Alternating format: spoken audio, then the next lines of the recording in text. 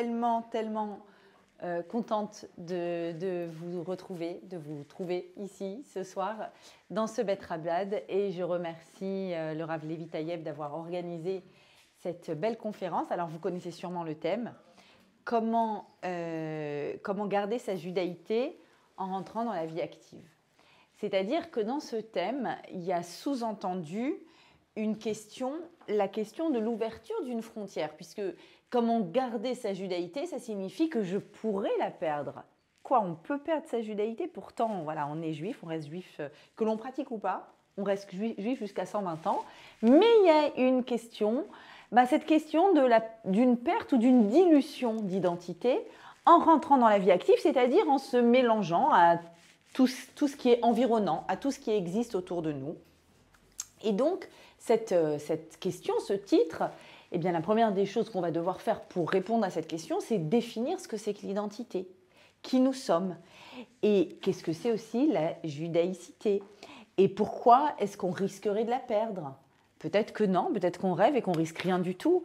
Donc, c'est autant de questions auxquelles il faut répondre, et bien entendu, également, puisque nous sommes à peine à quelques jours de Tisha B'Av, vous allez voir que ce thème-là est immédiatement lié à la période dans laquelle nous sommes, les 9 jours, et évidemment à la journée de Tisha B'Av. Et j'espère, Bezrat Hashem, qu'avec ce cours, on pourra comprendre un petit peu mieux l'enjeu de Tisha B'Av et donc l'enjeu de l'identité. Alors, pour répondre à toutes les questions que nous venons de penser, toutes les questions que nous venons de poser, qu'est-ce que c'est qu'une frontière? Parce que perdre mon identité, c'est-à-dire qu'il y a une frontière entre mon identité et ce qui ne serait pas mon identité. Donc la première question, qu'est-ce que c'est qu'une frontière? Est-ce que ça existe vraiment, les frontières? Est-ce qu'elles sont nécessaires dans la vie, les frontières? Alors, déjà, on va se souvenir que dès le début de l'histoire de la Genèse, dès le début de l'histoire de la création du monde, eh bien, Dieu, Bereshit, le premier verset, tout le monde le connaît. Ensuite, Dieu parle, il a une parole créatrice, il parle, il fabrique la lumière originelle, le fameux or. Et puis, c'est quoi la première chose qu'il fait après? Première chose que fait Dieu, on est peut-être au 3e ou 4e verset de la Torah. Vayavdel. Dieu a séparé. Il a créé une Havdalah. On va beaucoup parler ce soir du concept de la Havdalah. Vayavdel, il a séparé quoi? Il y avait de l'eau partout. Il faut bien faire exister le monde, donc il faut bien créer un espace vide. Pour créer cet espace vide, il a séparé les eaux d'en haut et les eaux d'en bas. Vayavdel, c'est une des premières choses que Dieu fait dans l'histoire de la Genèse. Il place des frontières. Et dès le jour d'après, il va placer une frontière encore plus importante. La première frontière, c'est, on va dire, la frontière de l'espace. Un petit peu difficile pour nous à percevoir, parce que l'espace, c'est quand même, le cosmos, c'est immense, l'univers est immense. Mais il y a une autre frontière, celle du lendemain, 3e jour de la création. Elle, on la connaît très bien. Vous allez peut-être la voir d'ici quelques jours, pour ceux qui vont vers la Méditerranée ou vers l'océan. C'est la frontière des vagues. C'est la frontière, en fait, qui existe entre la terre ferme et la mer. Dieu rassemble les eaux du monde pour fabriquer un endroit limité où il y a les eaux, pour ne pas que les eaux envahissent la terre. Il y aura ici la terre, c'est votre domaine, il y aura ici les eaux. Il y a une question évidente. Comment elle sait, la mer, qu'elle ne doit pas déborder? Comment elle sait? Genre de question que les enfants de 4-5 ans, un jour, ils te disent « Maman, les nuages… » Et puis un jour, « Maman, d'où la mer, elle sait qu'il ne faut pas qu'elle aille sur la terre ?» Et puis là, tu te sens un peu bête, tu te dis « Non, c'est vrai, en fait. Non, là, c'est creux. » Et en fait, on fait un tout petit peu de science, on sait qu'il n'y a aucune réponse réelle scientifique. C'est-à-dire que le principe même de l'eau dans le monde, explique Rav Moshe Shapira, le principe de l'eau, c'est s'étendre à l'infini. L'eau n'a pas de forme. Donc l'eau, c'est l'épanchement infini. La seule raison pour laquelle l'eau n'envahit pas le monde, c'est parce que Dieu donne l'ordre à l'eau. Chaque seconde, il recommence. Il donne l'ordre, reste à ta place. Vous savez pourquoi il y a des vagues? Parce que les vagues sont là pour nous montrer que le mouvement de l'eau, c'est de venir et de tout tout envahir. Elle arrive, et bim, elle se casse parce que Dieu lui dit hop, hop, hop, hop, hop. Qu'est-ce que je t'ai dit? Tu restes à ta place. Mais celle d'après, elle n'est pas au courant. Elle lui a pas dit à sa copine. Donc celle d'après, elle arrive, et hop, hop, hop, non, je t'ai dit, reste à ta place, etc., etc. Depuis des milliers d'années, c'est comme ça. Hachem place une frontière à la limite des vagues et leur dit « Vous, jusqu'ici, c'est votre espace et là, il y a un autre espace pour la terre ferme. » Il y a d'autres frontières aussi dont je voudrais vous parler. Je suis au tout début de la création du monde. C'est dire à quel point la notion de frontière est importante. Mais on va tout à l'heure donner des exemples sur nous dans notre vie de tous les jours. Vous allez voir à quel point quand quelqu'un vient et piétine dans votre frontière, c'est très désagréable et à quel point on a besoin d'avoir une frontière claire dans la vie. L'autre frontière à laquelle je pense, c'est quand Dieu prend Adam, il le place dans le Gan Eden, peu importe si on ne sait pas ce qu'est le Gan Eden, c'est un concept, un lieu extraordinaire. Et quand il le place, il lui donne un ordre. C'est le premier ordre de Dieu à l'humanité. Le premier, avant tout le reste. Avant, tu ne mangeras pas de l'arbre interdit. Avant tout ce qu'on connaît, avant tout. Il donne un ordre. On est toujours au tout début de la Torah. Et il dit à Adam, voilà, Vayani Reu Began Eden, il l'a posé dans le jardin d'Éden pour deux ordres, plus exactement. C'est un ordre qui en inclut deux. Les Avda ou les Shomra. Le cultiver et le préserver. Regarde Adam, je te mets dans un endroit extraordinaire. Deux choses que tu dois faire. Un, tu le cultives cet endroit, c'est-à-dire qu'il doit se déployer. Il faut qu'il y ait une fertilité qui sorte d'ici. Deuxième chose, préserve-le, qu'il ne s'abîme pas. Et à y réfléchir, quand on voit ce double premier ordre, l'ordre de bien préserver cet endroit, tiens, la notion de frontière, on commence à l'apercevoir, garder cet endroit pour ne pas qu'il se dilue, pour ne pas qu'il soit pareil que n'importe quel autre endroit. On se dit, mais quand même, il y a quelque chose d'étonnant dans cet ordre. Le cultiver et le préserver. Attends, si je cultive le jardin d'Éden, je viens et j'y apporte, enfin, je l'ouvre à la différence, je l'ouvre à l'altérité. Ici ou là. Donc, cultiver le jardin d'Éden, eh bien, c'est lui apporter une certaine ouverture. D'ailleurs, vous, quand vous voulez vous cultiver, vous faites quoi? Vous allez à la bibliothèque, ou vous lisez des livres, ou vous en empruntez, vous en achetez, vous regardez des documentaires. Enfin, pour se cultiver, il faut faire quoi? Il faut s'ouvrir à ce qui est différent. Il ne faut pas rester à l'intérieur de soi. Et d'un autre côté, Dieu lui dit, les chômera, préserve-le. Attention que l'identité d'Éden reste bien l'identité d'Éden. Si je veux préserver, il va falloir que je ferme. Alors j'ouvre ou je ferme? Qu'est-ce que je fais? Et en fait, c'est la question que je me pose tout au long de ma vie. Même en tant que maman, quand j'éduque mes enfants. Combien j'ouvre? Combien je ferme? J'ouvre trop, dilution, on s'éparpille. Quelle est notre identité? Je ferme trop, c'est l'autarcie, attends, ça va pas, c'est l'angoisse, c'est la contrainte, c'est un monde sans aucune permissivité, c'est pas possible, d'ailleurs c'est pas viable. Et puis, en y réfléchissant, je réalise que ce mouvement-là, ouvert-fermé, et l'équilibre à trouver, qu'Adam a dû trouver pour faire à la fois cultiver et préserver, et c'est l'équilibre qu'on essaye tous de trouver quand, je ne sais pas, tu as une très très bonne amie, mais à un moment elle est trop envahissante. Hop, je ferme, j'ai pas besoin de tout lui raconter, j'ai pas besoin de tout faire avec elle, j'ai pas besoin de... Ou bien un jour, vous verrez, la belle-mère, enfin bon, si Dieu veut. Bon, il y a des moments où tu es obligé de fermer, mais tu ne vas pas complètement fermer, tu ne fais pas le blocus, alors tu ouvres un petit peu. Mais combien j'ouvre? Combien je ferme? C'est la question de la vie. C'est la question avec un petit copain, si tu veux te demander si ça va être un peu plus sérieux. Je m'engage un peu plus, donc j'ouvre un peu plus mon cœur, mes émotions, mon affect. Je ferme. Si je ferme trop, ce n'est pas possible. Mais il ne faut pas tout ouvrir non plus. Vous m'avez compris. C'est dans tous les domaines de la vie. Et en fait, c'est le bruit de la vie. Ce que je suis en train de vous expliquer, c'est le bruit de la vie. Le bruit de la vie, c'est ça. Tout. C'est quoi? Le cœur. C'est quoi un cœur? Comment ça marche un cœur? Comment Dieu a créé le cœur? Le cœur, c'est la vie. Le cœur qui bat, c'est la vie, c'est le mouvement. Ouvert, fermé, ouvert, fermé, ouvert, fermé. Waouh! Même lui, il cherche son équilibre en permanence. Ouvert, bien sûr, il faut envoyer de l'oxygène. Fermé, attention. Il va falloir récupérer le dioxyde de carbone et ouvert de nouveau, puis fermé, etc., etc., etc.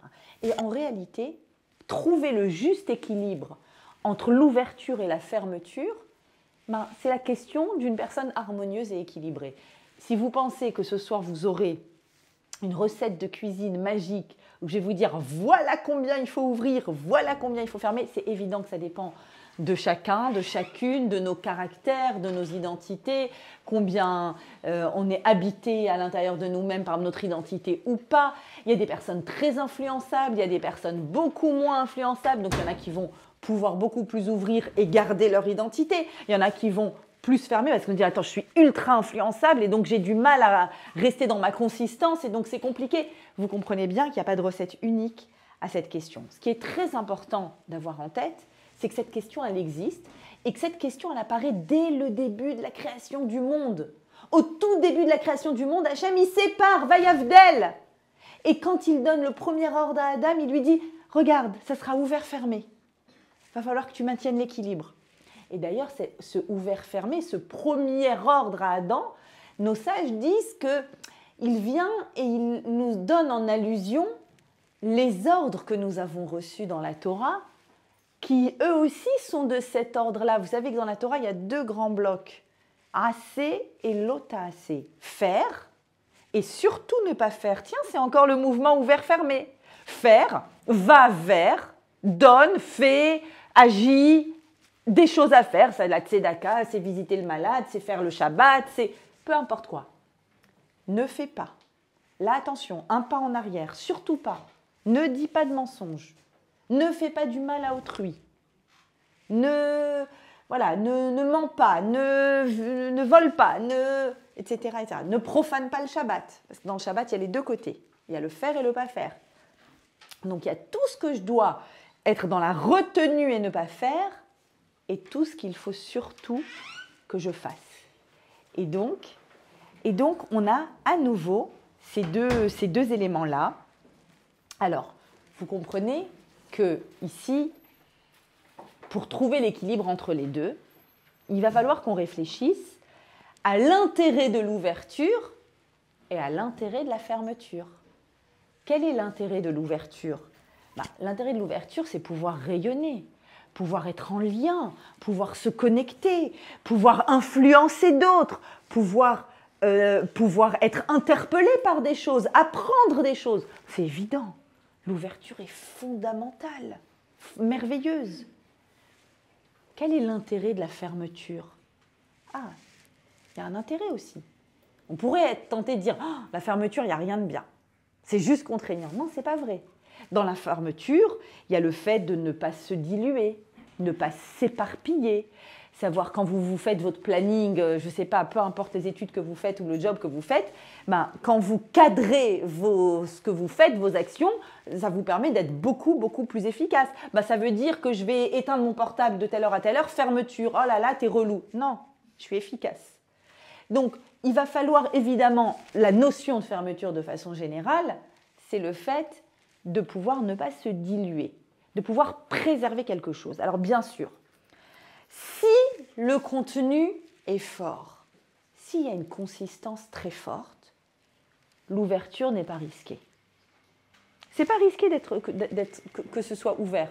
Ce n'est pas risqué d'être en lien avec beaucoup de choses qui sont de l'ordre de l'altérité, parce que la consistance est très, très, très, très forte. Mais si la consistance n'est pas si forte, alors on va avoir beaucoup, beaucoup de mal, énormément de mal avec l'ouverture. Et dans le fait d'avoir des éléments ouverts, eh bien, on va à ce moment-là risquer d'être influencé, risquer de s'interroger sur soi-même. Est-ce que je suis à ma place? Est-ce que je ne suis pas à ma place? Combien ça m'imprègne ou pas? Comprenez que tout va dépendre en fait de la consistance. Plus quelqu'un est consistant, pour prendre un exemple très banal, les portables. les portables avec le fait que c'est l'ouverture au monde entier, ça veut dire aussi aux bêtises du monde entier et à la nullité du monde entier. Eh bien, rentrez. Il y a encore plein de place ici, sinon. L'exemple des portables, par exemple, quelqu'un qui a une consistance très forte et qui, est tellement investi et tellement une identité extrêmement importante et une certitude de cohérence, même s'il n'y a pas de filtre, bon, je ne sais pas si ça vous parle les filtres, hein, mais par exemple pour vos enfants, je vous souhaite de mettre des filtres, c'est évident. On ne va pas aller sur n'importe quoi, enfin, l'ouverture n'est pas risquée. Mais si la consistance n'est pas là, s'il n'y a pas une force, le fait que ce soit ouvert à tout, c'est un peu inquiétant. Parce que même tu te rends compte qu'à un moment, tu es en train de parler avec un débile, tu dis, mais en fait, comment je suis arrivée là? Comment je suis arrivée à être en lien avec quelque chose qui est tellement étranger à moi? Et là, tu te rends compte que peut-être, il ne faut pas autant ouvrir. Donc, vous comprenez que la question, c'est la question de la consistance. Je vous donne un exemple, l'exemple du Shabbat. Dans le Shabbat, il y a aussi ces deux éléments, ouvert, fermé, entre guillemets, symboliquement. En fait, dans le Shabbat, il y a deux mots, Zachor veshamor. Il y a écrit deux choses dans les 10 commandements par rapport au Shabbat. Zachor, souviens-toi, Shamor, garde-le. En fait, c'est quoi? C'est Zachor, tout ce qu'il faut faire en l'honneur du Shabbat, la pkeila, la dafina, le tchoul, il y en a pour tout le monde, et mettre la table magnifique, l'argenterie, la nappe, tes plus beaux habits, enfin, tu mets le paquet pour Shabbat. Shamor, voilà tout ce qu'il ne faut pas faire pour préserver ton Shabbat. Pas de portable, pas d'électricité, pas de solde, pas de course, tu peux pas aller chez ta grand-mère. Ah ouais, mais la pauvre, elle m'a pas... Non, tu peux pas. Si elle habite loin et qu'il faut prendre la... Tu peux pas. Shamor. Oui, mais ça m'ajoute de la joie à mon Shabbat. Non, mais tu peux pas. Fermé. Là, c'est fermé. C'est le non. Plus on mettra du Zachor dans le Shabbat, plus il sera consistant mon Shabbat. Vous êtes avec moi? C'est-à-dire, je vais voir du monde, j'aurai des lectures géniales, je le kiffe mon Shabbat, il est délicieux au niveau de tous les sens. C'est délicieux à manger, c'est délicieux à être, tout est délicieux. Et ça doit être ça. Shabbat, ça doit être oneg, le kiff, le délice, le bonheur, le top. Comme dit mon petit de 3 ans et demi, à chaque fois, là, voilà, on est jeudi. Alors maman, t'allumes les bougies? Je lui dis non chérie, c'est demain. Il me fait oh, pourquoi c'est demain? J'adore Shabbat. Je lui dis mon fils, que ce soit comme ça toute ta vie, que tu adores le Shabbat. Pourtant, il n'a pas le droit de voir pas de patrouille et tout ça Shabbat, hein. Mais il adore le Shabbat parce que bon, Baruch Hashem, voilà, il faut remplir le Shabbat, c'est normal. Je m'assois avec lui, je joue au Playmobil, enfin tout ce que je fais pas toute la semaine, que je suis une mère débordée. Shabbat, tout d'un coup, on s'assoit, on joue, on rigole, il se met debout sur la chaise, il raconte la paracha, tout le monde applaudit, est en extase devant lui, c'est normal qu'il adore le Shabbat. Et donc, Zachor, rappelle-toi, consistant, mais des trucs que tu kiffes. Si c'est consistant, qu'est-ce que tu réussiras à faire? Shamor. Ton portable, même pas tu vas y penser. Même pas tu te rappelleras que tu as un portable. Tu diras, oh, je suis libérée. Je suis libérée de mon portable. Il arrête de me saouler. C'est-à-dire que plus on remplit de consistance, moins on sent la contrainte. Vous remarquerez que la plupart des juifs, on va dire les juifs traditionnalistes, c'est beaucoup de juifs du Zachor, mais pas du Shamor. C'est-à-dire que le goût de la Pkeila, il est là.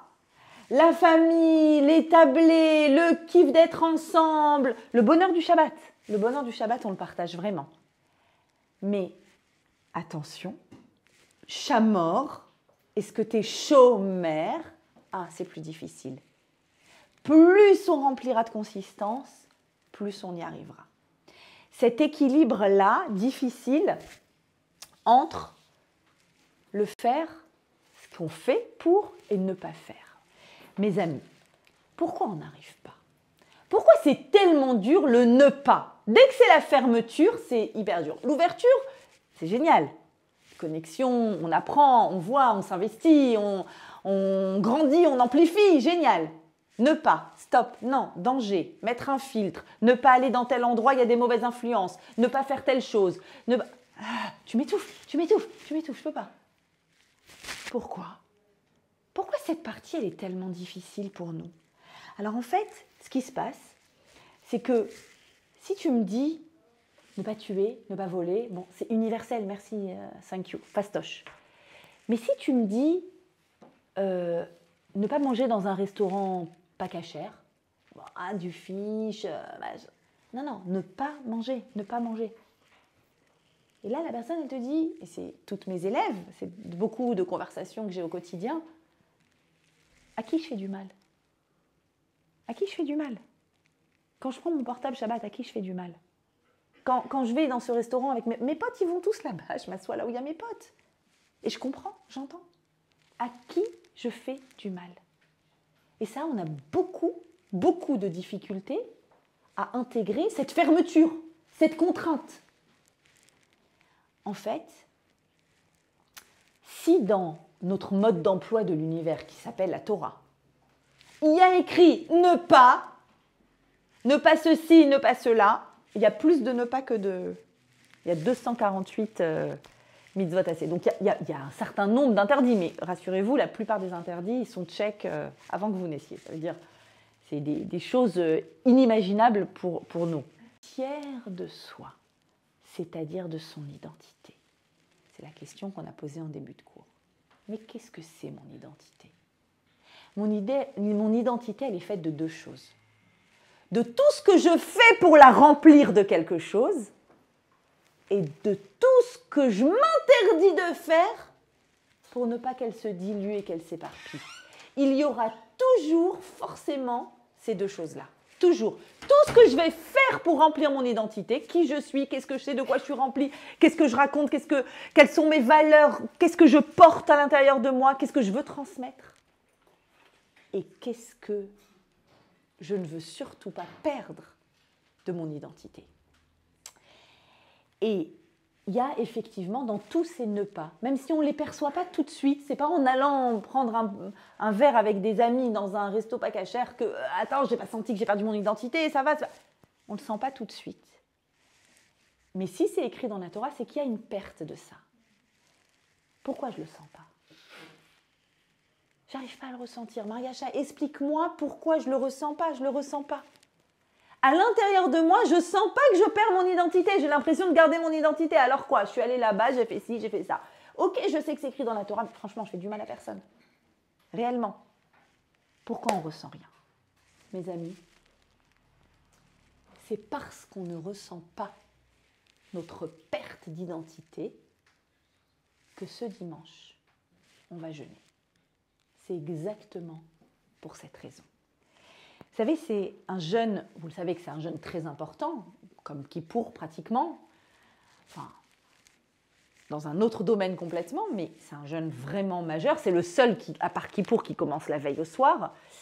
Il y a vraiment, même les femmes enceintes, sauf cas extrême, et moi je me rappelle de plusieurs grossesses au 9e mois où j'avais fait Tisha B'Av impeccablement, rassurez-vous, ça le fait, ça fonctionne. Vraiment, c'est un jeûne où on est beaucoup plus strict. Et c'est extrêmement compliqué parce que autant pour Kippour, on est là et on sait qu'on porte un paquet de l'année dernière, on se dit, on est limite pressé que ce soit Kippour et de sentir cette légèreté d'après. Et là, Tisha B'Av, comment vous dire, Tisha B'Av. On est en été, vas-y, pas de piscine, pas la mer, retiens-toi, pas de musique. Et vas-y, tu vas jeûner, et pas de douche évidemment, et les habits, et le Netilat Yadayim, de l'eau que jusqu'à... Enfin, c'est extrêmement strict, et c'est extrêmement difficile parce qu'en fait, on est censé être endeuillé. Vous savez que c'est les lois du deuil. Jusqu'à 13h le lendemain, si on est assis par terre, comme un endeuillé. On ne met pas d'habits propres. C'est incroyable. On doit vivre un deuil. Un deuil de quoi? D'un temple qui était là il y a 2000 ans. 2000 ans. C'est-à-dire, même si je remonte énormément, j'ai pas d'ancêtre qui se rappelle de ce temple. C'est impossible. J'ai même pas d'ancêtre qui se rappelle d'un ancêtre, qui se rappelle d'un ancêtre, qui se rappelle... Enfin, 2000 ans d'Antiquité. Déjà, on a l'habitude de dire le Moyen-Âge pour dire il y a longtemps, mais alors là... Et je dois pleurer ce temple-là, que je n'ai pas connu, qui, en réalité, il ne me manque pas tant que ça. En fait, on va jeûner dimanche parce qu'on n'arrive pas à comprendre des choses qu'on devrait comprendre, des choses simples. Et pour qu'on les comprenne ce soir, Bezrat Hashem, je vais vous citer un passage dans le Talmud. La Gemara dans Ta'anit. Ta'anit, c'est la Gemara qui parle des jeûnes. Et la Gemara dans Ta'anit dit la chose suivante, page 29. Quand le temple a été détruit, c'était un 9 Av, ça on le sait. Et c'était une sortie de Shabbat, exactement comme cette année. C'était un dimanche. Le Tisha B'Av historique a eu lieu un dimanche, à la sortie de Shabbat. Et c'était le tour de garde de Yoyariv, et les Kohanim, les Lévim chantaient le psaume 94, et là, les ennemis sont arrivés et ont tout dévasté, ont tout détruit. C'était une sortie de Shabbat. Pourquoi la Gemara précise que le Khurban, la destruction de ce temple-là, a eu lieu à une fin de Shabbat? Mes amis, vous savez ce qu'on ne va pas faire ce samedi soir et qu'on fait chaque samedi soir et qui est notre force, notre beauté? La Havdalah. Ce samedi soir, il n'y aura pas de Havdalah. Ça change quoi? Ça change tout. Parce qu'en réalité, la Havdalah, c'est la capacité qu'on a. Vous vous rappelez, c'est quoi une des premières choses que Dieu fait? Vayavdel. Il a séparé, il a créé des frontières, il a mis ici l'eau, il lui a dit attention, n'envahis pas tout. Il a mis ici la terre, il a mis les cieux. Chacun à son endroit. Vieux souvenir de maths, très vieux souvenir de maths, ça fait longtemps que je n'ai pas fait de maths. Dès que j'ai une fonction à analyser, je dois trouver son domaine de définition. Où elle existe. Vous voyez, même en maths, c'est une question de frontière. Qu'est-ce qui est inclus et qu'est-ce qui est exclu du domaine de définition? C'est la première chose qu'on nous demande de mémoire en maths. Où elle existe? Je dois savoir précisément la trouver. Ici ou là. Et donc, il n'y aura pas d'Havdalah. Pas d'Havdalah, ça veut dire que, en fait, ce qu'on a perdu, on a perdu notre capacité à distinguer, à faire des différences. Et je vais vous expliquer encore mieux pourquoi c'est tellement important la capacité à distinguer. Vous savez que c'est la première bracha qu'on fait le matin après Modéani, la première, les brachot du matin. La première, avant, merci que j'ai un dos qui marche, merci d'avoir des jambes qui avancent, Amechin Mitzadeh, merci que ma fatigue soit partie, merci que j'ai des habits. Ça, c'est toutes les brachot du matin. La première, Anoten la servi Bina. Merci de m'avoir donné l'intelligence. La Bina, c'est une intelligence très particulière. Bina, ça vient du mot Bein. Les Havdil, Bein, Shabbat ou Bein. Bein, ça veut dire entre. Faire une distinction entre des réalités. Merci Hachem que j'ai un cerveau qui va distinguer aujourd'hui la différence entre le trottoir et la rue. Et si on ne savait pas distinguer, ça vous paraît bête, hein? Mais si on ne savait pas, voilà, on ne pourrait pas survivre. Merci que je vais distinguer les personnes entre elles, parce que tous les éléments de mon existence, pour exister, j'ai besoin de Bina. Bina, c'est j'ai besoin de distinction. On va comprendre encore mieux pourquoi la Havdalah, et donc la Bina, est fondamentale pour vivre, pour exister. Donc cette capacité à distinguer et à voir les frontières. Écoutez cette Gemara dans Gittin. Gittin, c'est le traité qui parle du divorce. Et pourquoi elle se trouve dans Gittin? Parce que vous savez que l'histoire entre Israël et Hachem, c'est une histoire d'amour de fou.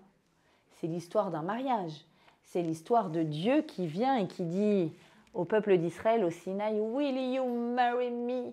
Et à Israël, dans un seul cœur et d'un seul mot, « Naaseh v'nishma » oui, on l'apprend. Et la Ketouba, c'est les 10 commandements. Donc c'est une grande, grande histoire d'amour et le 9 Av, c'est l'histoire du divorce. Mais c'est un divorce qui... On se cherche encore. Hein. On a envie de se retrouver. On prie pour que ça fonctionne. En fait, on est en thérapie là. C'est une longue thérapie. Ça fait longtemps qu'on est en thérapie, mais on y croit. Et chaque année à Tisha B'Av, on avance dans la thérapie. On avance un peu plus. Dans Gittin, qu'est-ce qu'il y a écrit? Écoutez, ça fait mal. La Gemara dit comme ça. Hop, hop, hop. Où est-ce qu'elle est? Elle est là. La Gemara dit comme ça, page 56. Titus, vous savez Titus, ce Romain Imarchémo qui a détruit le temple, est rentré dans le Beth Amikdash. Donc c'était ce fameux 9 Av où il a tout saccagé, tout dévasté, pris la Ménorah, il l'a amené, vous vous souvenez de cette fameuse gravure de la Ménorah amenée par les Romains. Il a tout pris, tout dévasté, tout abîmé, tout saccagé, tout brûlé, tout détruit. Il avance dans le Beth Amikdash et il va d'un endroit à l'autre, d'une sainteté à l'autre, et il arrive devant, waouh, une parochette, c'est-à-dire un immense rideau splendide, brodé de fils d'or pur, sur lequel il y a un immense lion qui est gravé. C'est le fameux rideau derrière lequel il y a le Saint des Saints. Et dans le Saint des Saints, il y a les tables de la loi, dans une boîte sur laquelle il y a des chérubins, les ailes déployées vers le haut. Cet endroit, c'est l'endroit où ne pénètre que le Kohen Gadol, qu'une seule fois par an au moment de Kippour, que 2 à 3 minutes. C'est l'endroit le plus saint, l'endroit le plus saint, au moment le plus saint, avec la personne la plus sainte, pendant 2 minutes. Personne n'est jamais rentré. Titus arrive. Ça y est, il a pris en main et il a gagné, enfin il est en train de gagner malheureusement, et il a le dessus sur les Juifs, et il a donc la possibilité d'être devant cette parochette. J'ai du mal même à m'exprimer tellement que ça me bouleverse d'imaginer cette image. Il est devant cette parochette et il se dit « Waouh, moi, je vais pouvoir y aller. Moi, j'y vais. J'ai peur de rien, j'ai peur de personne. » Mais il est devant cette parochette et il se dit quand même, j'imagine un instant d'hésitation, quand même, il faut oser. Hein. Que le Kohen Gadol, que le jour de Kippour. L'endroit le plus saint, ça s'appelle le Kodesh HaKodashim. Il sort son épée et il se dit quand même, pour être tranquille, il prend son épée, il transperce cette parochette. Et là, la Gemara nous raconte ce qui se passe. C'est un bout de tissu, la parochette. Certes somptueux, brodé d'or, magnifique, très épais, c'est un bout de tissu. Et là, la Gemara nous dit, Titus a transpercé la parochette. Hachem a fait à ce moment-là un nes, un miracle. Précision, le miracle, c'est quelque chose qui est hors nature, inexplicable de façon naturelle. On a l'habitude, nous, de dire le mot miracle pour dire quelque chose de magnifique, mais malheureusement, on peut aussi l'utiliser pour dire quelque chose de terrible, hors norme. Il y a eu un nes, et de l'endroit où l'épée transperce le rideau, du sang se met à couler. Du sang se met à couler. Et là, Titus dit, et ça, la Gemara n'ose pas dire ce qu'il a dit. Ils le disent en allusion. Ça y est, j'ai réussi à tuer. Je l'ai eu. Et les sages de la Gemara disent je me suis tué moi-même, parce qu'ils n'arrivent même pas. C'est impossible à prononcer. Mais ce qu'il a dit à ce moment-là, c'est j'ai tué. Et là, il ose rentrer. Ça y est, j'ai gagné. Et il rentre dedans. Pourquoi la Gemara dans Gittin s'arrête sur cet événement, sur ce miracle malheureux? Qu'est-ce qui a saigné quand un rideau se déchire? Un rideau, c'est un endroit qui fait la distinction. Là, c'est saint, et là, c'est le saint des saints. Et entre les deux, il y a une frontière. Et cette frontière, elle saigne. C'est la frontière qui saigne. C'est-à-dire que là, Titus vient et dit, il n'y a pas de distinction dans le monde. Et il ne s'arrête pas là. Il prend un Sefer Torah du Beth Amikdash. Vous imaginez le Sefer Torah du Beth Amikdash écrit sur le parchemin. Il le prend, il le jette au sol, il le déroule. Et dit la Gemara, pardon de vous choquer, mais il faut qu'on sache ce qui s'est passé. Il va chercher une prostituée. Et il fait ce qu'il fait par-dessus avec cette prostituée. Sur le Sefer Torah, dans cet endroit. Pour qu'on comprenne pourquoi on pleure. Il vient et il nous dit quelle différence ça a. Et alors?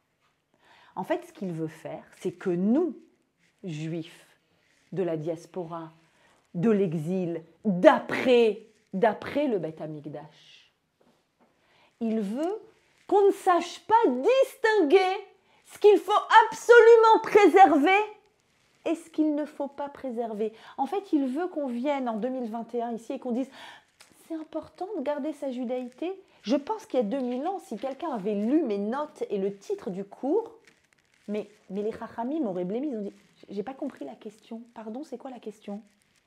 C'est quoi? Mais oui, pour nous, il y a une question. La question est énorme.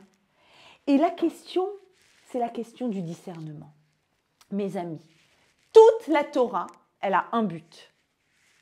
Si j'analyse toute la Torah du début à la fin, avec toutes ses mitzvot, avec tous les commandements, avec toutes les façons de vivre, une chose, apprends à distinguer. Et de la bina, lehavin, ça vient du mot bina, comprendre, comprends les choses. Quoi? Par exemple, il faut que tu comprennes qu'il y a une différence dans les aliments. Tu vois, ça c'est le lait, ça c'est la viande. Tout le monde a déjà vécu les instants de solitude quand, je sais pas, tu as une copine qui te dit, une copine non juive qui te dit on va aller faire manger tel truc et tu dis ah non je peux pas, je suis lait. Quel rapport? T'es lait? Ça veut dire quoi t'es lait? Non, j'ai pris un Kinder. Mais quel rapport? Il y a du lait et il y a de la viande. Ça veut dire quoi? Ah, le lait c'est le symbole du début de la vie, de l'allaitement, du démarrage. La viande, c'est le symbole de quoi? Une bête qui a été tuée, la fin de la vie, le sang, le rouge, le blanc et le rouge. Distingue! Apprends à distinguer, mets de côté. Et donc, tu vas avoir 2 éviers, tu vas avoir 2 batteries de cuisine, et tu vas, etc., etc. Distingue ce qui est cachère de ce qui n'est pas cachère. Distingue, même dans la production, quand dans les pousses, on n'a pas le droit de mélanger le lin et la laine. Encore une distinction. Pourquoi? Qu'est-ce qu'on s'en fiche? Ah, le lin, c'est un produit végétal, de la terre. La laine, c'est un produit animal. Tu fais la distinction. Végétaux, animaux. C'est pas pareil. Distinction dans le temps. On l'a dit. Shabbat, la semaine. On allume les bougies. On fait Havdalah. Un temps différent.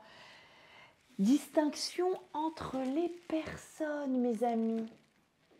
Il n'y a que chez nous où à ce point, on est stressé pour distinguer entre les genres masculins et féminins.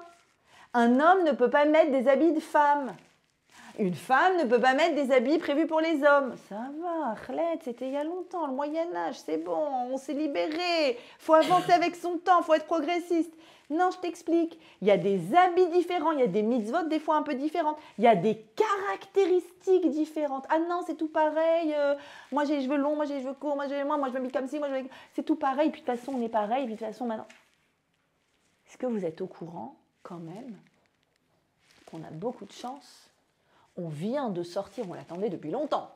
Il y a une grande firme de jouets aux États-Unis qui vient de sortir. Mes amis, devinez quoi? Vous l'attendiez? Monsieur Patate, ni femme, ni homme. C'est pas une blague. N'est-ce pas que ça vous embêtait? Il y avait Monsieur Patate homme, il y avait Monsieur Patate femme. Ceux qui ne connaissent pas, enfin, faut s'instruire. Hein. Monsieur Patate, c'est un jouet de base. Il existait en version masculin-féminin. C'est réel ce que je vous dis. La firme a dit non. Et pour ceux qui sont non-binaires. Secours. Mais dès l'enfance. Donc, on va faire Monsieur Patate comme ça. Et réellement, moi je suis plutôt, je pense, de tendance féministe en tout cas pour tout ce qui est des droits, c'est évident, mais le féminisme idéologique qui vient et qui dit « Non mais c'est tout pareil !» En fait, c'est que culturel, comme on a donné une poupée aux filles, donc elles aiment bien, et comme on a donné... Oh, mais quoi? À un moment, moi ça me rend dingue. On a des caractéristiques différentes. Et donc, on doit venir se connecter à nos caractéristiques différentes pour jouer notre rôle sur Terre, c'est tout. Être ce qu'on est. Et je ne suis pas obligée de coller à un moule qui est prêt. J'ai mon moule à moi, j'ai mon identité. Mais il y a une différence. Et la Torah vient et dit, il y a du masculin et il y a du féminin. Je pense que moi, personnellement, ce qui va le plus me faire pleurer à Tisha B'Av, c'est une info que j'ai lue sur un des réseaux, comme quoi on est très content en Israël parce qu'ils sont en train de vouloir, ils sont sur le point de voter une loi, mais qu'Hachem fasse, mon Dieu, qu'elle ne passe pas, que 2 hommes ou 2 femmes pourront concevoir un enfant en Israël. Ah ouais, le pays des droits de l'homme, la démocratie. C'est-à-dire, si ce n'est pas en Israël, si ce n'est pas le peuple élu qui vient et qui enseigne aux nations à faire la différence, que, attention, je ne juge pas, les gens font ce qu'ils veulent, ils vivent ce qu'ils veulent, mais je parle d'enfants. Pourquoi je n'arrive pas à comprendre. Le plus loin où je cherche, j'arrive pas à comprendre comment quelqu'un sur Terre peut justifier qu'un enfant peut ne pas avoir droit à un papa et une maman. Je peux aller le plus profondément à l'intérieur de moi. Je peux essayer d'ouvrir les frontières le plus possible. À quel moment le peuple d'Israël a perdu la capacité basique de distinction? La bina, vous savez d'où ça vient? De ce rideau qui saigne. Le rideau qui fait la différence entre une chose et une autre, c'est tout. Les havin, bein, faire la différence. Ça c'est Shabbat, ça c'est pas Shabbat, ça c'est un homme, ça c'est une femme. C'est tout. Et c'est ni plus, ni moins, c'est différent, c'est juste différent. On n'est pas en train de donner des évaluations ni des notes, c'est différent. Le lait et la viande, c'est différent. Ce soir, c'est Chalavi, au passage. Différence entre les lieux. Les toilettes et la salle de bain, c'est pas comme les autres endroits. On ne peut pas dire de Divrei Torah, par exemple, dans la salle de bain. Il y a une différence entre Israël et les autres pays. Vous le savez. J'espère que vous le sentez quand vous arrivez en Israël. Il y a une différence entre Jérusalem et les autres villes. Et dans Jérusalem, il y a une différence entre Har HaBayit et tout le reste de la ville. Et il y a une autre différence entre Har HaBayit et le Saint des Saints que nous ne pouvons bien sûr pas atteindre aujourd'hui, évidemment. Mais il y a une différence entre l'endroit du temple et le reste de Jérusalem, évidemment. Et même s'il y a 2000 ans d'histoire derrière nous, c'est beaucoup. C'est-à-dire que ça fait 2000 ans qu'on porte le poids d'un rideau qui a du mal à créer la distinction entre un endroit et l'autre, malgré tout. Et ça m'émeut tellement à chaque fois. Là, ça fait trop longtemps que je n'étais pas en Israël, ça me manque trop. Mais quand j'y allais très régulièrement avec des groupes de jeunes, souvent des jeunes qui y arrivaient pour la première fois, qui voyaient le kotel pour la première fois, qui n'a pas vécu un taglit avec les yeux bandés, le kotel, et à chaque fois, les larmes, et à chaque fois quand je vais essayer d'expliquer, mais qu'est-ce qui se passe dans ce kotel? J'étais fermée, j'étais bloquée, ça fait je ne sais pas combien de temps que je n'ai pas réussi à faire une prière, j'arrive au kotel, il se passe un truc. Qu'est-ce qui se passe au kotel? Au kotel, le meilleur exemple que je puisse vous donner, c'est les exemples des portables. Portable, quand tu arrives dans un pays qui n'est pas le tien et tu n'as pas de Wi-Fi, tu es là, bon, c'est là, j'ai pas de Wi-Fi, ok. Jusqu'au moment où tu rentres dans un bar où il y a la Wi-Fi gratuite. Et là, tu vois tout le monde, tac, tac, tac, tac, on arrive. Et tu entends, tac, tac, tac, tac, tac, les notifications qui tombent les unes après les autres. Qu'est-ce qui s'est passé? Tout d'un coup, tu as de la Wi-Fi.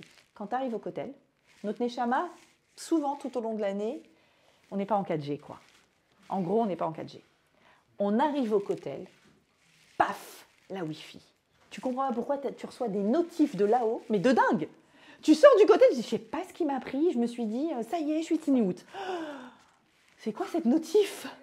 C'est quoi cette notif? Il m'a pris quoi tout d'un coup? Ça y est, je vais faire attention, je fais un demi-Shabbat. Ou à quel moment tu as reçu cette notif? Je suis allée au kotel. C'est-à-dire que cet endroit, il est tellement chargé, il est tellement connecté, c'est un endroit différent. C'est un endroit différent. Et bien sûr, Il y a quelles autres différences? Il y a une différence dans l'âge. Avant 12 ans, après 12 ans pour les filles. Avant 13 ans, après 13 ans. C'est pas pareil. C'est différent. Et à chaque âge, tu dois vivre ce qui convient à cet âge. Ça me fait penser tout le jour. J'ai une fille qui a 10 ans. Elle me regarde quand je me maquille comme ça. Comme maman, je pourrais me maquiller. Elle regarde mes talons. Maman, j'essaye tes talons. Bon, normal quoi, trop mignon. Et à chaque fois, je lui réponds, je lui dis, tu sais ma chérie, à chaque âge, c'est un kiff. Il faut que tu vives pleinement ton âge. Et ensuite, tu vivras pleinement ton adolescente et tu seras insupportable. Et ensuite, tu vivras pleinement l'âge d'après. Il faut vivre chaque âge. C'est tellement important d'être connecté, c'est le domaine de définition, d'être connecté à ce que je suis au moment où ça l'est. Et bien sûr, tout le domaine du permis et de l'interdit, c'est ça. Faire des distinctions. Voilà, c'est cachère, c'est pas cachère. Vous connaissez peut-être cette histoire, je la raconte. Ça m'arrive de la raconter de temps en temps, elle est trop mignonne. C'est une vraie histoire. C'est une vraie histoire, il paraît. Aux États-Unis, vous savez, les quartiers très juifs aux États-Unis, vous avez une population beaucoup plus juive qu'il y a quelques non-juifs, quoi. Il faut bien des chaveuses goy, donc voilà. Et ça se passe dans un supermarché où il y a une dame, je pense une dame d'origine africaine avec son enfant, et son enfant par terre à la caisse en train d'hurler, de faire des caprices, de taper par terre. Je veux ce bonbon, je veux ce bonbon, je veux ce bonbon. Vous avez les bonbons juste devant les caisses, qui nous, voilà, sympathiques. Et elle fait des caprices, et la maman, elle s'énerve, elle ne savait plus quoi faire, et à un moment, elle lui dit « Stop, it's not kosher !» C'est pas cachère. Et la dame derrière, une juive orthodoxe, s'approche, elle dit « Oh, welcome, you are Jewish !» Elle la regarde, elle fait « Ah non, pas du tout. C'est juste qu'à chaque fois que je suis au supermarché et qu'il y a un enfant de votre communauté qui hurle, la mère, elle lui dit « It's not kosher !» Elle se calme. Je me suis dit que ça allait peut-être marcher. On raconte cette histoire, voilà, il paraît que c'est une vraie histoire, mais je peux le croire tout à fait. Oui chérie, on ira au cachère. C'est un truc dingue.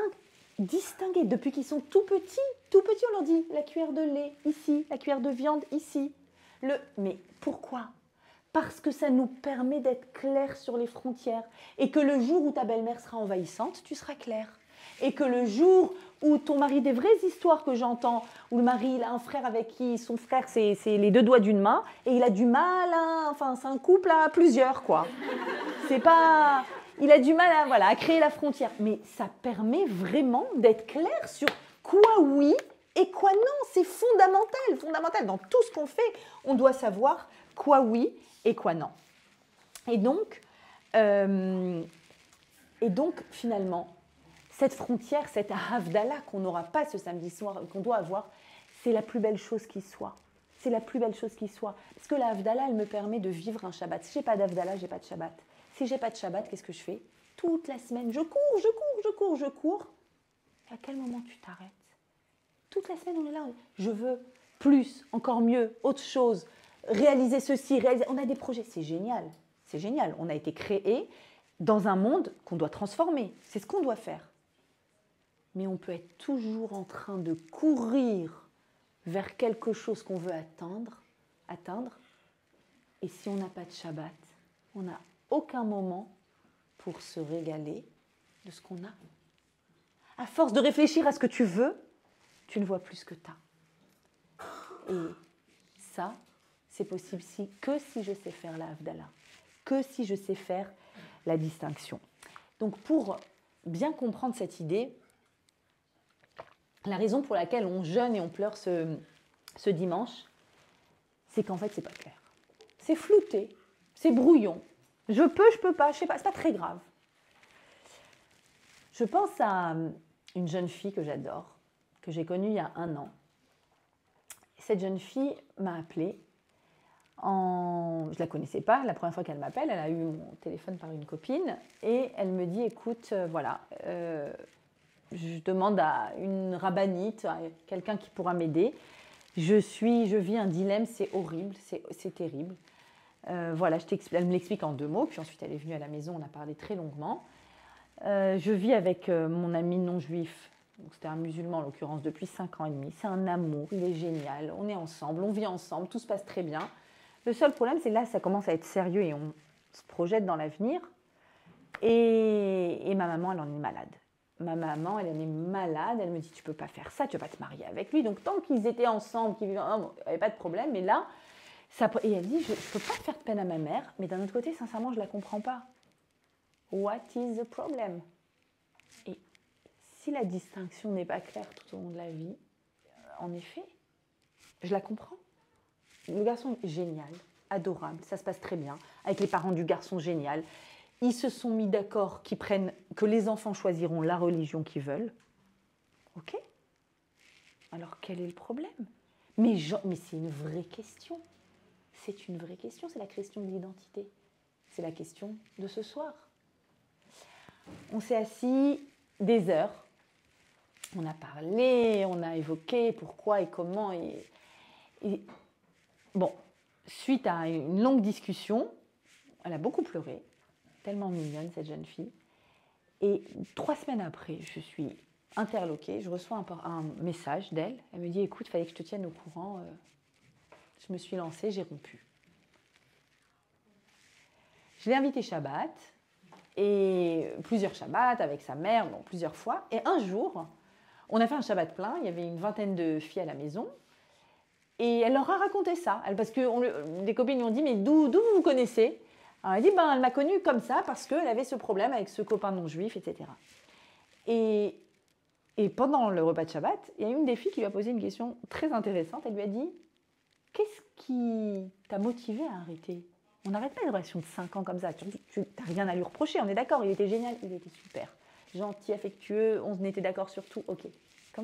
À quel moment tu as réussi à trouver à l'intérieur de toi une ressource pour créer cette frontière entre ce que je suis et ce que je ne veux pas être? Du coup, ça m'intéressait. Je lui ai dit, oui, c'est quoi, au fait? Et elle a répondu la chose suivante. Elle m'a répondu qu'à un moment, je me souvenais pas, mais qu'à un moment, je lui ai dit, ok, tu t'entends bien avec lui, c'est super. Mais c'est pas avec lui qu'il faut que tu t'entendes le mieux. Il y a quelqu'un avec qui il faut que tu t'entendes bien de 0 à 120 ans. Parce que tu vas vivre avec de 0 à 120 ans.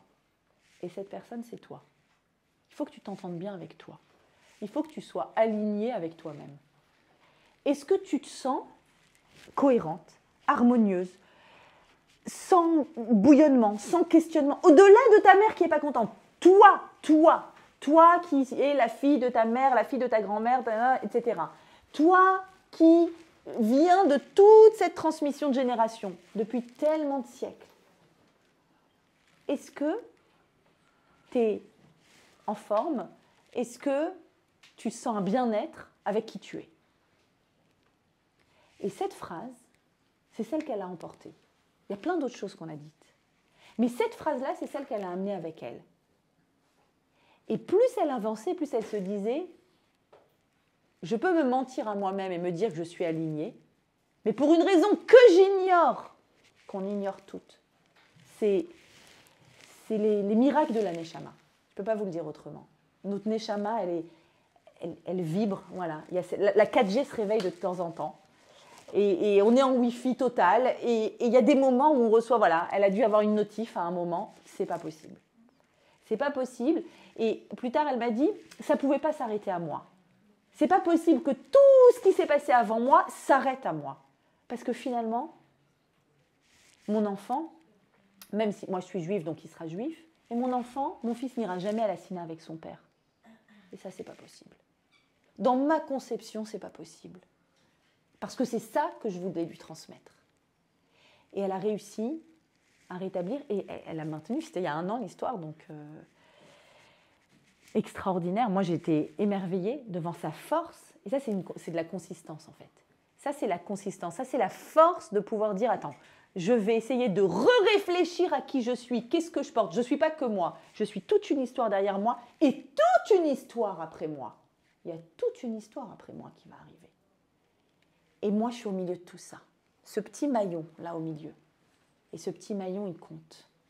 Alors, qu'est-ce que je transmets? Qu'est-ce que je garde? Qu'est-ce que je maintiens? Et ça, pour être consistant, pour savoir qui on est, pour maintenir cette limite-là, bien, il y a tout ce qu'on a évoqué jusqu'ici, tout ce qu'on a évoqué et qui fait que ce n'est pas possible. Il y a certaines choses qui ne sont pas possibles. Et notamment, on évoquait tout à l'heure le fait de manger cachère, pour ne citer que ça. Vous savez, qu'est-ce que c'est qu'un copain en français? le même pain. Comment on devient copain? Que en mangeant ensemble. Vous avez déjà essayé d'avoir un copain ou une copine avec qui vous n'avez jamais partagé de repas? Ça ne le fait pas. Impossible. Le copain, c'est celui avec qui tu es attablé et il y a cette proximité. Eh bien, les lois de la cacheroute vont faire que ton copain non juif peut rester ton copain juif. Vous voulez que je vous dise même plus? Il doit le rester. Parce que ce à quoi nous nous sommes engagés dans le Sinaï, c'est être une lumière pour les nations. Comment peut-on être une lumière pour les nations si on a tout coupé et qu'on n'a aucun lien avec les non-juifs? C'est impossible. C'est extraordinaire qu'on ait ces liens avec les non-juifs. J'étais en formation la semaine dernière, formation de discipline positive. C'était extraordinaire. C'était à côté d'une chapelle. Il y avait des bonnes sœurs qui passaient toute la journée. Il y avait 4 ferventes catholiques et une musulmane très musulmane. Voilà. Et une autre musulmane modérée. Il y avait moi, juive pratiquante, et il y avait une juive libérale. Jolie brochette. Très jolie brochette. Et à la fin de la formation des 3 jours, qu'est-ce qu'on a dit? On s'est dit, mais en fait, c'est juste un bonheur de pouvoir être tous ensemble, dans cette ouverture absolue. À un moment de la formation, il y avait une formation sur l'importance du compliment et de la gratitude et du fait d'être capable de dire merci. Et donc, on a fait tout un exercice autour du merci. Qu'est-ce que ça fait à l'intérieur de soi d'être capable de dire merci? Pourquoi c'est constructeur dans la psyché, etc. Et à la fin de tout ça, chacun prenait la parole. Et puis, quand c'est arrivé à moi, je dis, la chose qui me vient, que je veux partager avec vous, c'est qu'être Yehudi, un juif, c'est quelqu'un qui dit, première chose le matin, Modé, Annie, je remercie. Et tu vois pas toutes les musulmanes, les catholiques, ouais, super, Modé, Annie. Et c'est-à-dire qu'on doit être dans cette ouverture. On ne doit pas renoncer à cette ouverture, mais attention à la consistance. Attention à ce qu'il y a à l'intérieur. C'est-à-dire que ce que je vais faire, mon ami non juif, je vais l'amener dans mon restaurant cachère. Mais alors, l'influence, non.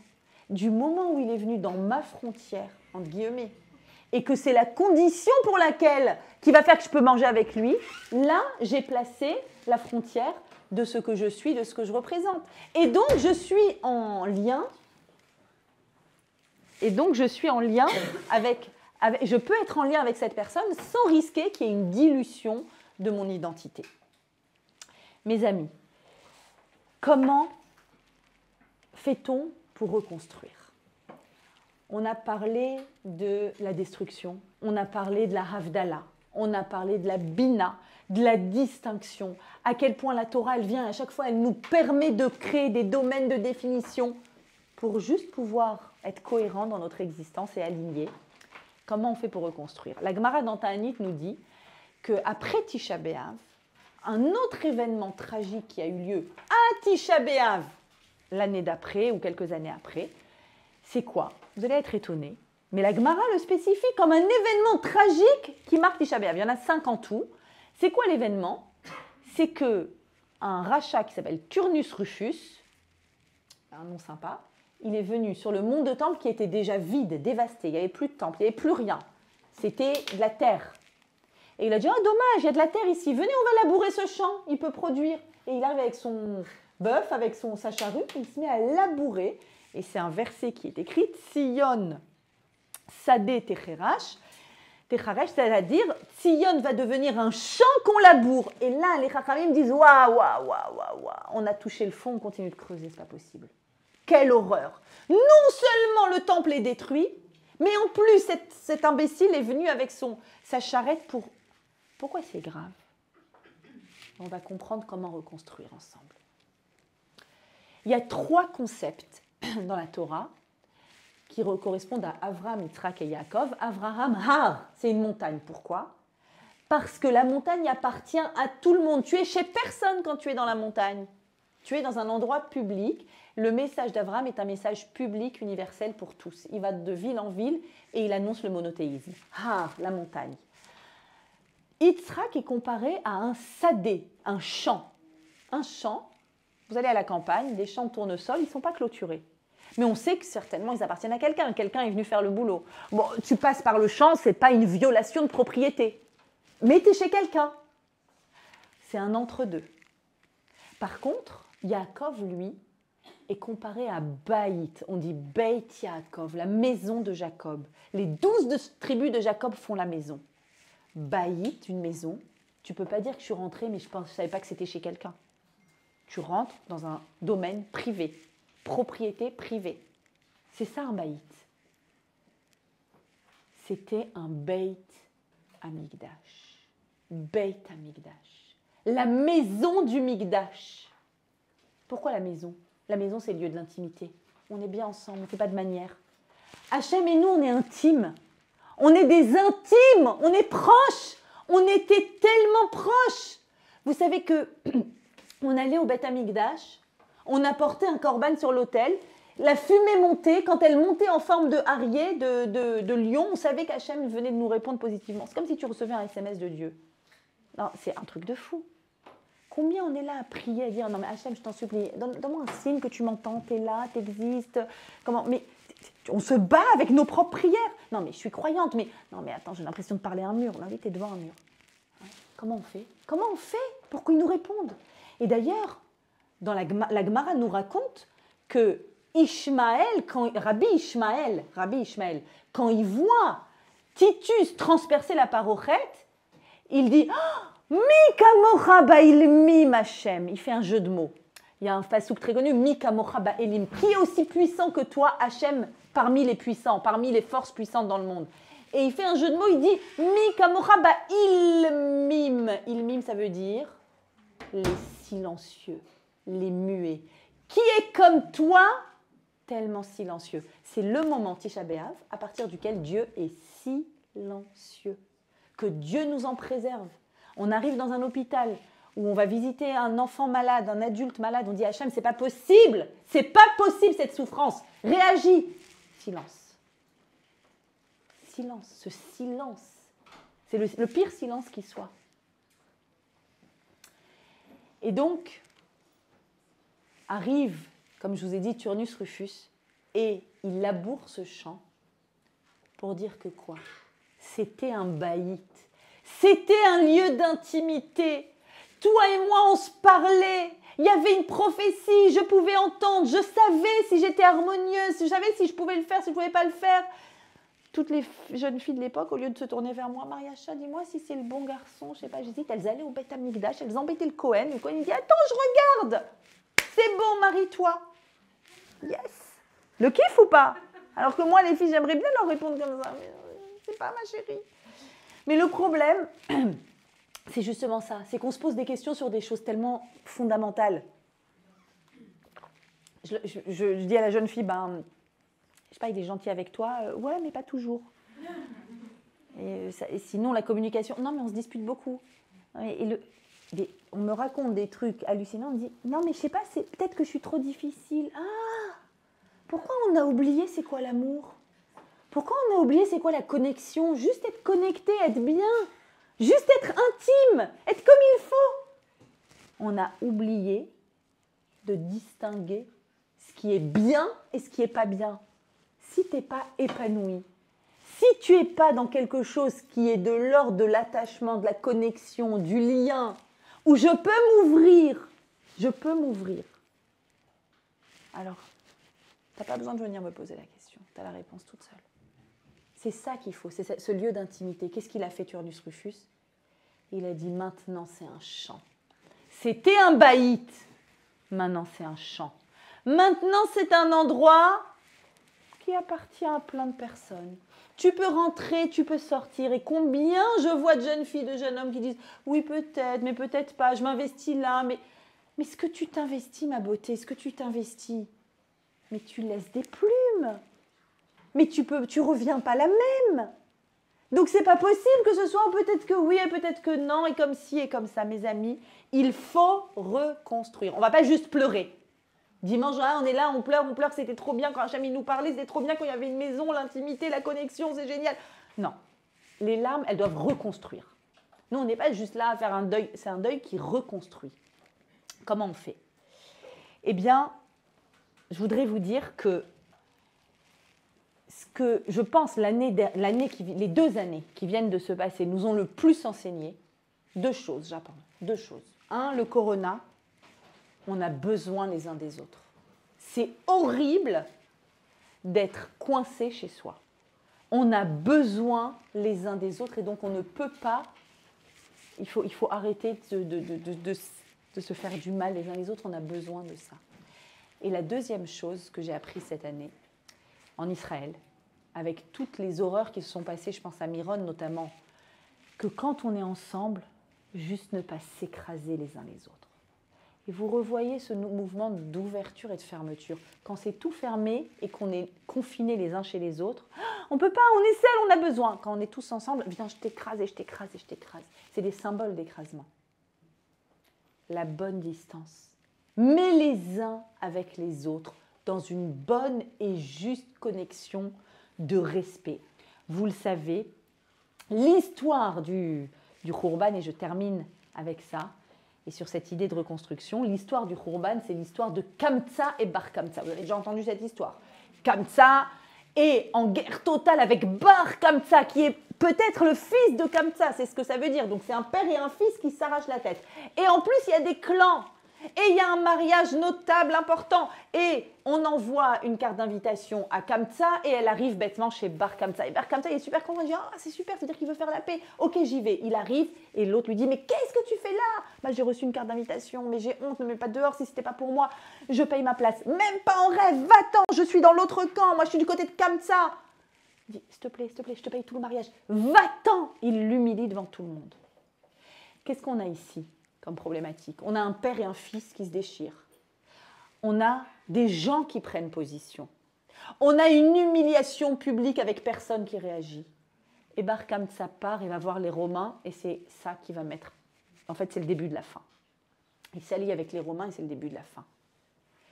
Toutes les histoires du Khurban sont des histoires de mariage.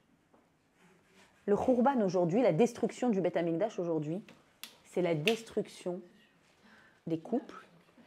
Et c'est, je vais vous dire comment, vous savez, qui incarne la souffrance de la Shrina. La Shrina, c'est la présence divine qui, depuis la destruction du temple, hop, elle est remontée et elle erre, elle cherche un endroit. Qui incarne aujourd'hui la souffrance? On parle de souffrance de la Shrina. Tsahar Ashrina, la souffrance de Dieu. Qui incarne ça? Vous savez qui l'incarne? Tous les célibataires de ce monde qui cherchent une maison, qui cherchent à avoir un domaine de définition. À chaque fois que je vois une jeune fille, un jeune homme célibataire à la recherche de son âme sœur, je vois sincèrement la souffrance d'Hachem. C'est eux qui viennent sur terre et qui disent « Hé, ne nous oubliez pas. Lui, il n'a pas de maison, mais nous aussi, on n'a pas de maison. Et on aimerait tellement avoir notre maison. » Alors, mes amis, ce qui reconstruit le Beth Amikdash, c'est une chose. Des maisons juives qui se reconstruisent. C'est quand un juif et une juive se rencontrent et se marient. Et quand ils rentrent dans la choupa, je dis toujours à mes mariés que je forme, vous arrivez à deux. Et au-dessus de vous, il y a quoi? C'est quoi le dénuptial? C'est la shrina. Vous sortez avec la shrina. N'oubliez pas de dire à la shrina, la présence divine vient. Je sais que tu n'as plus de maison, tu n'as plus de temple, mais chez moi, je te fais un petit coin. Je te fais un petit coin chez moi. Tu auras un endroit où habiter chez moi. Vos maisons qui vont se construire, c'est elles qui reconstruisent le temple. C'est la raison pour laquelle j'ai des devoirs à vous donner, mes amis. Le moment le plus sombre de l'année, c'est Tisha B'Av. À Tisha B'Av, le moment le plus sombre, c'est Chatzot Halayla, le milieu de la nuit. Vers 1h du matin, je pense, à vérifier. Au milieu de la nuit, on est au moment le plus sombre du moment le plus sombre. C'est le moment, dit-on, dans la Kabbalah, où on entend, il faut bien écouter, les pleurs de Rachel, matriarche Rachel, qui pleure pour ses enfants. Kol berama nishma nei bechit abruchim. Rachel pleure pour ses enfants qui sont exilés. Hachem, tant qu'ils ne seront pas chez eux, tant que chaque jeune fille, chaque jeune homme n'a pas sa maison, moi je pleure. Nos pleurs peuvent se joindre aux pleurs de Rachel à l'heure de Chatzot pendant Tisha B'Av. Mettez un film sur la Shoah. Prenez La nuit d'Elie Wiesel, je ne sais pas. Vous prenez quelque chose qui vous fait bien sentir l'absence d'Hachem dans ce monde et l'injustice que vit le peuple d'Israël. Et vous faites en sorte que la liste de Schindler, il y a le pire moment à Chatzot. Et vous pleurez. et vous pleurez. Et Rav Moshe Shapira dit comme ça, le moment le plus sombre est Chatzot. À partir de Chatzot, on avance vers la lumière. Mais jusqu'à Chatzot, on évolue vers l'absence. Et nous devons nous lier aux larmes de Rachel, qui représentent l'espoir et le futur. Le moment exact pour pleurer la destruction, c'est Chatzot. Qu'est-ce qui se passe à ce moment-là? À ce moment-là, vous allez, c'est des devoirs difficiles que je vous donne, mais vous les faites. Ce samedi soir. À Chatzot, quand vous pleurez, vos larmes se joignent à celles de Rachel. Et vous dites, Hachem, je sais que toi, tu es en train de voir le Beth Amikdash, ta maison, ton lieu d'intimité avec nous qui se détruit. Mais tu sais, Hachem, moi, ta fille, ton fils, moi aussi, j'ai pas de maison. Alors viens, on fait un pacte. Tu me trouves mon mazal cette année et je t'invite dans ma maison. Bezrat Hachem, que le Beth Amikdash se reconstruise et qu'on reçoive plein de faire-part de jeunes hommes et de jeunes filles qui ont invité Hachem dans leur maison. Bezrat Hachem, que le...